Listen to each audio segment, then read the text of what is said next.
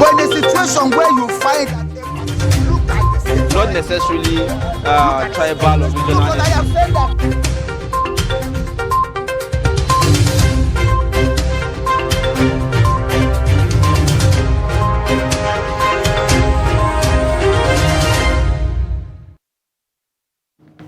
All right, thank you for staying. It's Daybreak on Trust TV, reaching you from the nation's capital. Time to take a look at the dailies on Daybreak, and we'll begin with the Daily Trust newspaper this morning. The lead story here says, Senate presidency, Akpabio, Yari, scramble for PDP senators.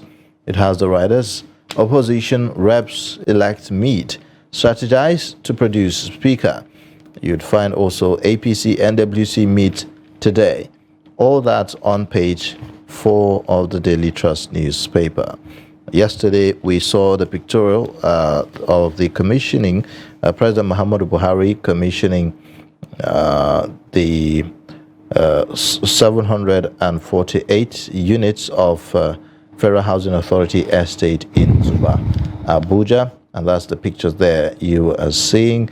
Also, above the lead story, Sudan crisis, first batch of stranded Nigerians may return today, on page 24. Reps hold $700 million cabotage fund disbursement, summon Nimasa DG. And that's also on page 19. How Sheyi Tinubu bought London mansion for $10.8 million, according to a report. You find details of that on page 3. And then below the pictorial, 2 months after elections, customs officers yet to get allowances, on page 25. Suspended Adama Reg arrested. You'd find that on page 10. Government not responsible for job creation, and that's according to the presidential spokesperson, Femi Adesina. You also have the details on page 3. 27 days to handover. Tambuwal appoints 23 PAMSECs, 15 DGs, and that's on page 6. These are the top stories on the front cover of Daily Trust this morning. Now let's take a look at the Punch newspaper. It has a lead story that says, Tinubu's victory. Legal battle begins Monday as tribunal hears petitions. And the first rider says, APC expresses readiness, says it is aware of hearing date. And the second rider, PDP Atiku will emerge victorious, legal team tells Nigerians. And beneath that, we have a pictorial of apparently the luggage of Nigerian students stranded at the border. And we have a caption that says, and beneath that, we have evacuated Nigerians stranded at Egypt border.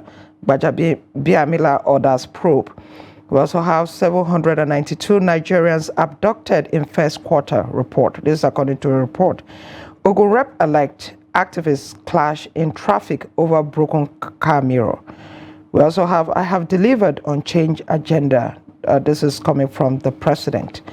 And above the masthead, external debt. Federal government deducts 78 billion naira from state allocations. Controversial Adamawa Reg detained, insists Binani won poll. We also have deadly noodles. NAFDAC takes probe to factories, markets. These are the major stories on the Punch newspaper for today. All right, now let's take a look at the Nation newspaper this morning. The lead story there says, Adamawa police quiz detain Reg. INEC commissioners. You have above the masthead 57.4 million BVNs linked to bank accounts. And that's on page. You also have the rider that says 7,500 under watch list. Obi admits making phone call to Oyedepo. My UK airport experience. You find the details on page 5. NSIA launches firm to deliver healthcare expansion plan. Zenith Bank's shareholders get 100.47 naira dividend. You also have other stories. First batch of Nigerians expected from Sudan today. Senate probes passport renewal issuance delay. These are the main stories on the Nation newspaper this morning. Now let's take a look at the Guardian newspaper. It has a lead story that says Senate presidency negotiations, intense lobbying among contenders as NWC meets. And then we have a pictorial there that shows the seat of the Senate president in the red chamber. And beside that, we have some of the top contenders for the position. And beneath that, we have CBN places 7,552 account holders on BVN watch list. We also have funds to demolish more illegal houses around airports nationwide. Tinubu's $10.8 million London mansion, buying property under investigation, risky, lawyers say. We have 7 years on Enugu government transfers diagnostic center to NSIA.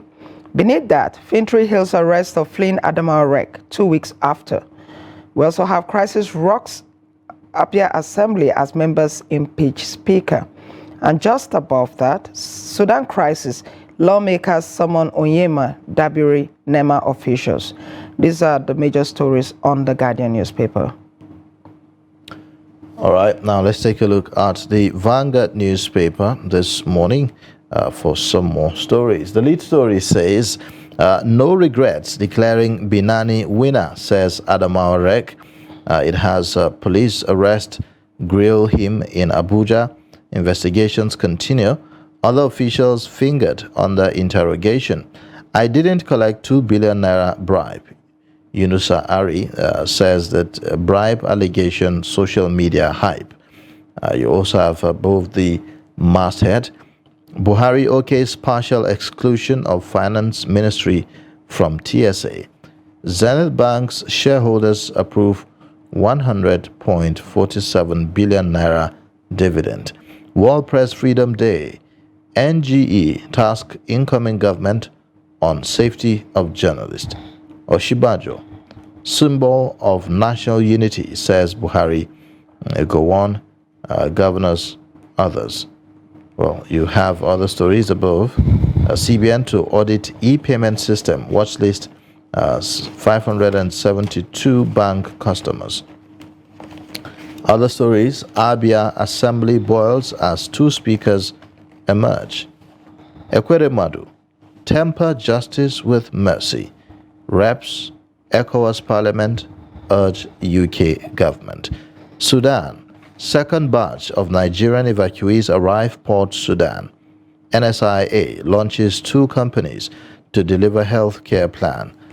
You have also, despite NWC's intervention, APC insists on suspension of National Vice Chair and Secretary. These are the main stories on the Vanguard newspaper this morning.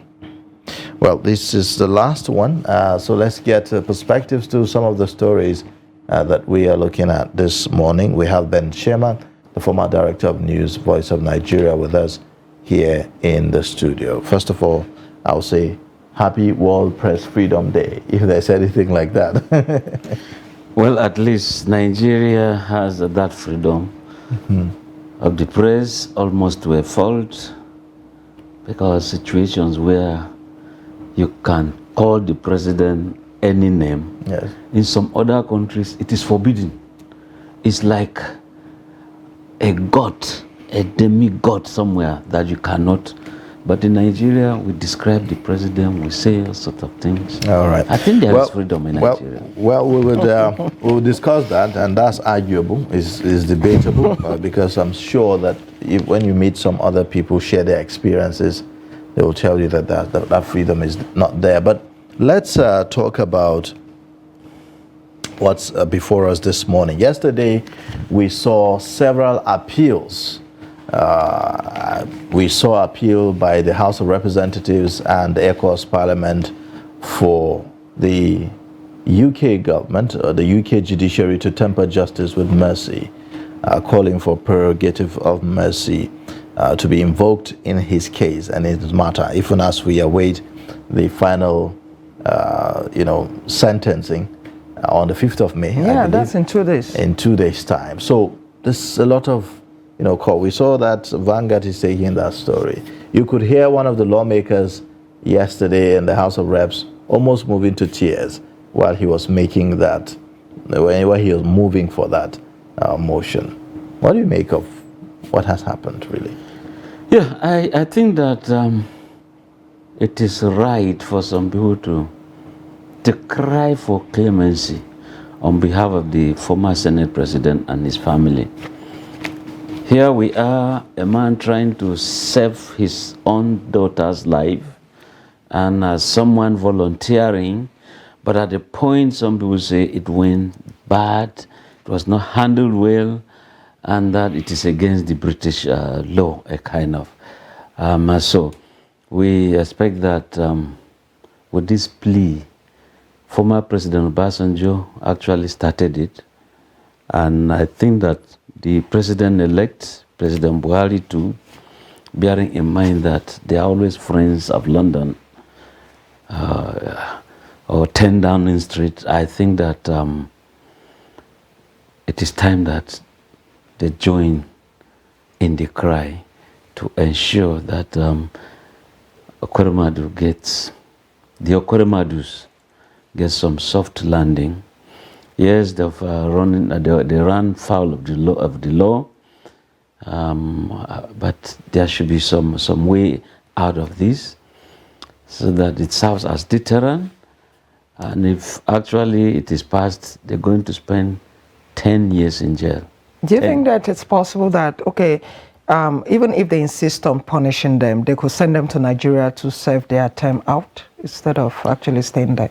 It's possible, but so far, in terms of either prisoner swap or carrying prisoners from London to come and end their sentences back home, it's always a wishful kind of a thing. It is there in some of the agreements, but it has not come to truism. It's not been practiced yet. But if this is going to be the thing, sometimes what is being done is, well over there, many people do not really know that such and such a person is a prisoner. But when you now bring him back to the country, the thing is to further bring psychological trauma to the person, to the loved ones, and to community. Those days, Taylor, when Nigeria was doing firing, of armed robbers on stake, you tie them and fire, they would take them to the village of origin so that they tell the parents, teach your people the correct way, or your children the correct way. They tell would-be criminals within the society, see what has happened to so person from your community. If you do that, it's going to, that is going to be your own destination too. But again, has that changed robbery in the country? You know, you keep on hanging people. Has that stopped those criminality? And that's why in some developed worlds, criminals who are prisoners, because we want to reform them. We're no longer even calling it prison service. We're talking of a kind of reform, reform the person so that he becomes a good person in society. For the Okweremadus, I think they deserve some clemency. Okay, but what are the lessons here really for, Nigerians, for politicians, elites, everyone? What are the lessons that could be learned from this? Yeah, the lessons, we also need to have our own hospitals, well equipped to handle cases like the one the Okweremadus have gone to handle in London. If we are saying we're running short of the experts to handle that, can we bring the equipment here? If you have consultants who will come from London, spend 2 weeks and do some job and go back, after all, how much is it by flight to go to London? If you compare that leaving Murtala Mohammed Airport to VI, you spend sometimes 5 hours, 6 hours to reach VI. It's the same time you fly from Abuja to London or fly from Lagos to London. So if these people can come, spend some a week or two in Nigeria and carry out these operations. I mean, like this studio, it's all about equipment. If you bring the necessary equipment, the experts will come in. And by the time they come in, by way of transfer of knowledge, the Nigerians who are in the country here will be attached doing these operations, and you see that we'll be somewhere. And but, especially now that all of this is going on, nobody even knows what is happening to the daughter who, who is actually sick.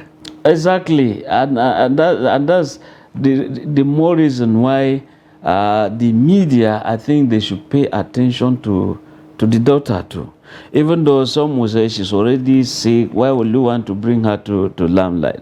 But at the point, you see, you can use her as a kind of a means of wooing and ensuring sympathy. I remember when the war in Sierra Leone was on, there was a summit on how to resolve the crisis there. Tijan Kaba came in here to our ECOWAS headquarters here. What did he do? His own campaign tool to ensure, sympathy is being obtained. He brought a baby whose hands were amputated, a baby of about 2 years. So what does this baby know about the conflict? Yet that baby was amputated by the rebels, just the way they did to Anyele of Nigeria, Ebuna of Nigeria. I still remember them because I had reasons to interview them that time. So when you bring a baby, a helpless person that way, it invokes pity. Because they are always the vulnerable targets. So in this case, why is Okwere-Madu's daughter behind the scene? Sometimes you bring her into the front burner and you just see her, yeah, there's the need for us to bring humanity to the fore, so that she's also saved. Okay. And that is why I think that people should bring her on board. Let it not sound as if she's relaxing in one hotel and one other Ikemefuna, in quote, was taken there to salvage her, as if that person too does not have life.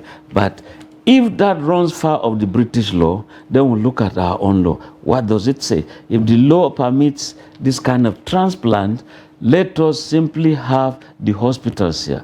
We have people who indeed, many Nigerians who are abroad, they are doing very, very well. Before you cut me short, I still remember a Nigerian doctor from UI here. He left to America, and when a baby, a fetus, was found in a woman who had a brain tumor, a fetus, and the fetus, then they said, look, how do we handle this? The guy said, I'll bring this out, operate her, send her back, and normal birth would be done. And that was done. That's the baby today, they say, born twice. From womb, you came to the world, and you are sent back to the womb, and you are delivered normally. That can only come from a Nigerian. Did Obama celebrate that man? Did Nigeria celebrate him? So these are people we can also bring in when situations warrant, and they show their expertise. Goes back to fixing our own healthcare system. Exactly. Really. And that's what some of the arguments that people have made, that if we have worked on our own medical system here in Nigeria, perhaps there wouldn't have been any need for this to happen. But let's move on to other stories. We are also seeing that the suspended Adama Rek has now been arrested by the Nigerian police. Prior to that, he granted an interview where he said that he has no regrets for declaring Aisha Binani as governor in Adamawa State, despite all the illegalities that have been said to have been done according to the electoral umpire. Now, you see, that case is like, I say, like the story of the madman. Who? He saw houses being burned over there. They said, come, you set up this fire. He said, no, I only set up the fire here. I didn't tell it to go to the other side. In other words, when you, see, he was setting up this country aflame with that singular act. You know it, the law does not permit you at all. The law does not permit you. The fact that you are a nurse and you go constantly to the operation theater, Now somebody is to be operated. The doctor is not there. He just handled the instruments and started operating. Now I've been watching the doctor. It does not. So, Mr. Chairman, I mean, all of this time, I've imagined that he knew what the law said. But at this point, he's still insisting that he was right. And as a matter of fact, one of the papers said he insisted he has no regrets, and then he insisted that Binani won. So why do you think he's insisting if he indeed knows what the law says? He knows what the law says, but the thing is, he's challenging this same law. And of course, he's going to be a friend of the law.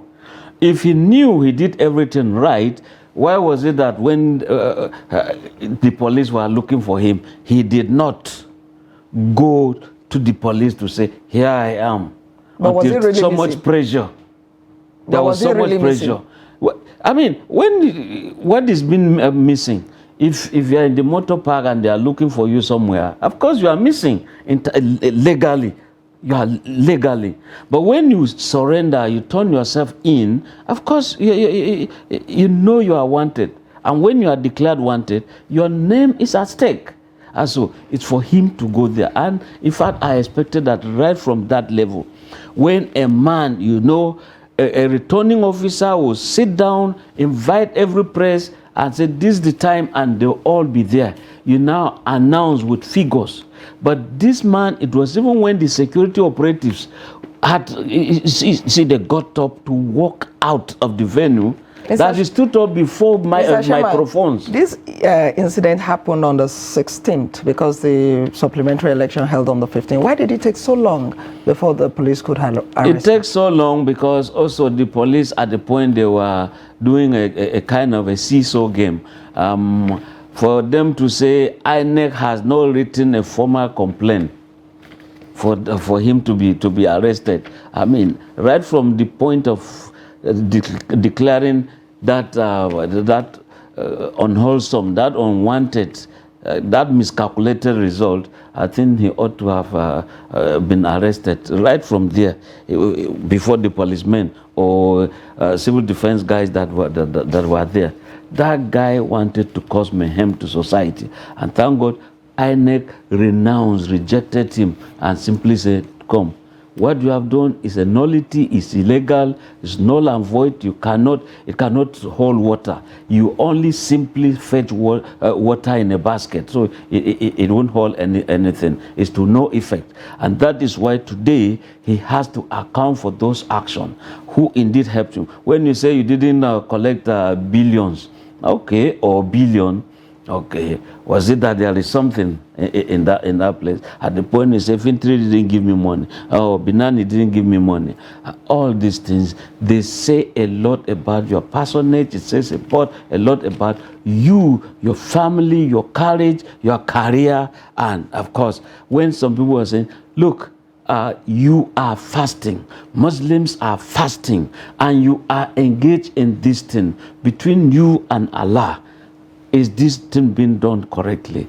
And if you are insisting, well, there are always two punishments. You have the one here on earth in Nigeria and the one hereafter. And so it's for the law here to determine. He's insisting he did the correct thing. So, well, we wait to see what the law will say. And we also wait, whatever God says, it has to be himself and his creator. All right. There's this story here on the Daily Trust newspaper where they said it reads thus: government not responsible for job creation presidency. Actually, it was the presidential spokesman Femi Adesina who spoke on an interview on a television station yesterday, where he insisted that the government was not responsible for job creation. In fact, he was asked the question that the government said they were going to create 3 million jobs, and he said no, that he didn't think there was any figure put on job creation. But he went further to say something. As much as he tried to, let the government off the hook, he said that what government was supposed to do was provide enabling environment to allow the private sector provide these jobs. So now let's imagine that it's not the job of the government. Do we have an enabling environment for job creation in Nigeria? You see, sometimes Femi Adesina, I mean, we worked together even in the State House. He was my president, Guild of Editors, But sometimes it's like he talks on both sides of the mouth. Sometimes we also talk, without weighing the ripple effect. I remember when there were crises in southern Kaduna, farmers had us. For a presidential head spokesman, what did he say? Why are you sticking on to that land when you can surrender it and survive? Just check and see. Google it, you see. At that point, you are helping to give the president a bad name. Here we are again. It's not the job of the government to give jobs. You see, who employed him? It's government. Abi? But when you look at the general, you look at it holistically, yes, it is government that must do what? Create the enabling environment. Where is people want to invest in agriculture. You have farmers, herders classes. The government create enabling environment in that order. President Buhari said we'll stop importation of rice. Good thing. So that many Nigerians will be employed in the farms. Now, yes, we are seeing Nigerian rice, but when you look at the farmers' herders clashes again, it is a problem. Then you look at electricity. So yes, just to chip in here that yes, we've seen Nigerian rice in the markets. At what cost, really? It's not any cheaper, if you ask me. At what cost? Because that's one other issue. So it still goes back to the issue of cost of production. Farmers will go to the farms, even though with this security issue, many of them are now unable to go as many as will be desired. But even the ones that are able to go and produce and eventually get to the market, cost of production and processing this rice is still a major issue. Issue of energy is still a major issue. So we see inflation, food inflation skyrocketing, and the rest of them. I agree. So do we really have that environment? Yeah, the environment is still lacking so much in many areas. Now, if you look at the electricity thing, because it is just not there, the welders, they can't do some work. You go to even the same government work, they can't function properly because there is no electricity. You go to hospitals where they're supposed to have some operations, you see that they're putting the government electricity supply on standby, and what are they using? Generators. When the government says we'll provide security, and they said the police will going to ensure that every year we take 10,000 recruits. We're not talking of officers. Did they do that? You see Police Service Commission taking the IG to court, and up to now they are in court. We expect that Arras say, okay, has come. What is going to be the thing that will change? We expect that you give the environment, the working environment, see the environment that we have. Today, see the tree felling. The forests have been depleted. Take Kaduna route. You just see people now selling charcoal. Kerosene is so hard to get and very, very costly if finally you get. Say, we're having gas flaring when indeed we're supposed to be employing Nigerians to handle some of these things. What are we having? Firewood here and there. Now, you compare that with the number of students being churned out by universities. When you see convocation being done, man, look at from NYC, that gives you the array, the population being churned out to the unemployment market. Now, you move to colleges of education, you move to polytechnics, you now come to secondary school, you come to monotechnics too, because they all churn out. Even primary school today, that's why you see some boys as small as whatever. You see them doing welding, learning mechanic. So the environment that is supposed to be there is really not so much available. Okay. And here in FCT, you continue pursuing these informal sector people hawking, people having some shops here and there, mechanics are being pushed here and there, markets are being demolished. So where is this environment? Okay. I think that governments should rework some of these things, and the incoming government, please look at this security thing and insecurity, so that the largest employment market, agriculture. Okay. All right. Because of time, let's quickly look at the another story that we have here. It says it's about the Sudan crisis. It says first batch of stranded Nigerians may return today. So we are hopeful that they will be returning, but this comes after days of toiling at the borders, and in fact, for some of them, it's still uncertain as to how many more days they will have to stay there for them to, get back to the country. What's your assessment of how we've handled the process of evacuating Nigerians from Sudan? I love that expression. First batch may return. The key word is may. It's a model verb. It's a kind of auxiliary verb. It's assisting the return. So you are not saying have returned, may return. You're not saying will return. Exactly. Now, why has it taken this long? Even Ukraine has since gone and taken their citizens. Ukraine. Russia has done same. Are we talking about America? They all landed there. Is it Turkey? They all landed there. If we are the giant of Africa, let it be. Those days when I was a State House correspondent, and we had to do some state visits with General Abdul Salami that time.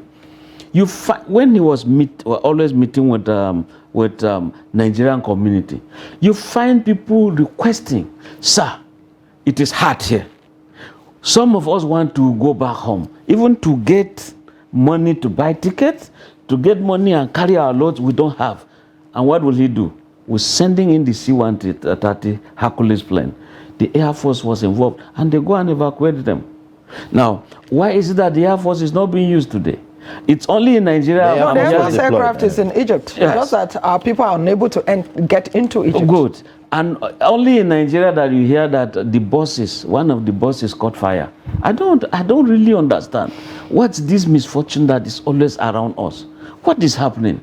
And this crisis, we have not yet looked at the security angle to it. Sudan is close to Libya.